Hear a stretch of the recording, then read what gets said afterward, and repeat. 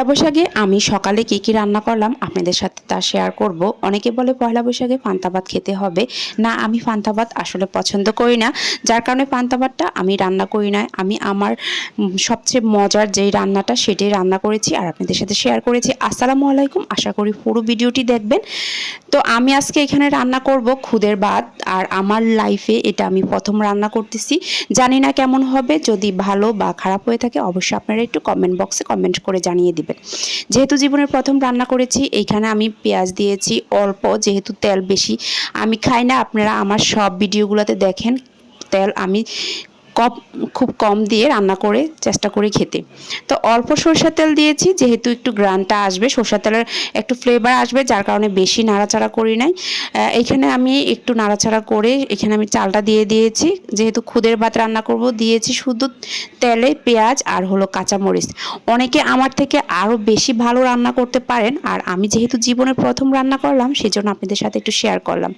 এই তো খুদের চালগুলো আমি আগে ভালো করে পরিষ্কার করে ধুয়ে নিয়েছি, তারপরে এখানে দিয়ে নাড়াচাড়া করে আমি একটা তেজপাতা দিয়েছি।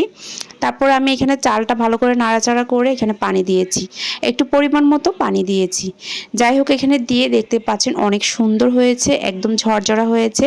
যেহেতু আমার লাইফে আমি প্রথম রান্না করলাম, আলহামদুলিল্লাহ অনেক সুন্দর, অনেক মজা হয়েছে। আর আমি এটা দুইবার রান্না করলাম, একদিনে দুইবার রান্না করলাম, আমার ছেলে তো খুব পছন্দ করেছে। যাই হোক, এখানে মাছটা আগে থেকে ধুয়ে কেটে তারপর এখানে হলুদ গুঁড়া আর শুধু হলুদ গুঁড়াটা দিয়ে মাখিয়ে রাখা হলো। তারপরে ভাজার সময় একটু লবণ দিয়ে দিব।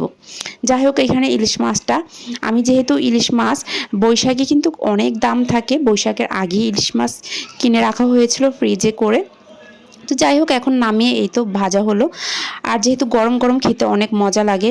আর সাথে আমি করেছি কয়েক রকমের ভর্তা, ডাল ভর্তা, চেপা শুটকির ভর্তা, তারপরে সাথে ছিল আলুর ভর্তা, টমেটো ভর্তা। যাই হোক, এখানে চেপা শুটকির ভর্তা আপনারা সবাই পারেন।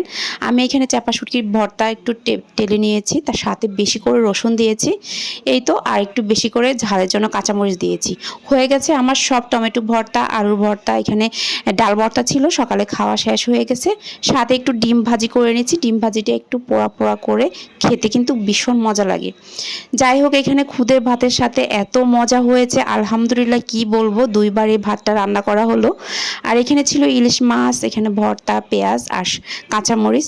যাই হোক, এত মজা করে খেয়েছি, আমার ছেলে তো খুব খুব পছন্দ করেছে, যার জন্য দুইবার এই খুদে ভাত রান্না করা হলো। আর কেমন হয়েছে আপনারা কমেন্ট বক্সে কমেন্ট করে জানাবেন। যাই হোক, আমি খাচ্ছি আর আমার কাছে এত মজা লাগতেছে। যেহেতু আমার খেতে খেতে একদম একটা বাজলো, আমি সব কিছু রেডি করে খেলাম। তো কেমন হলো অবশ্যই কমেন্ট করে জানাবেন।